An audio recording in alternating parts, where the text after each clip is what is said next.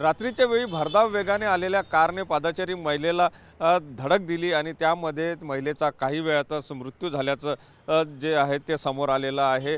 हा आपण या ठिकाणी हे बघू शकतो, ही जी डीपी आहे या डीपीला ती कार धडकलेली होती। राणा प्रताप नगर चौक परिसरातील राधेमंगलम चौक परिसरामध्ये रात्रीच्या वेळेला हा अपघात झालेला आहे आणि भाग्यश्री कोठीवान या 61 वर्षीय वृद्ध महिलेचा यामध्ये मृत्यू झाल्याचं पुढे आलेलं आहे। आणि एकंदर म्हणजे कार इतकी वेगात होती की धडक बसताच महिला काही फूट दूरपर्यंत जाऊन पडली आणि कार जी आहे ते याच विजेच्या डीपीला जाऊन धडकलं।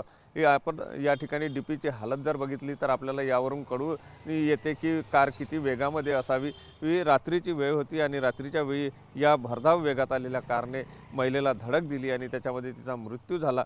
या ज्या घटना आहेत त्या भरधाव वेगाने गाडी चालवण्याच्या यामध्ये अनेक गोष्टी अशा होत असतात आणि त्यामुळे आता यावर कुठेतरी नियंत्रण आणण्याची गरज असल्याचं चित्र आपल्याला पाहायला मिळते आहे। एकंदर म्हणजे या महिलेचा मात्र या सगळ्या घटनेमध्ये दुर्दैवी मृत्यू झाला आणि आरोपी कार चालकाला अटक पोलिसांनी केलेली आहे।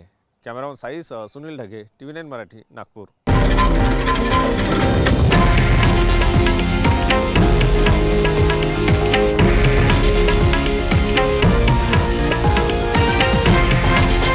हे आहे देशातील नंबर 1 न्यूज नेटवर्क आणि आपण पाहत आहात TV9 मराठी, एकमेव।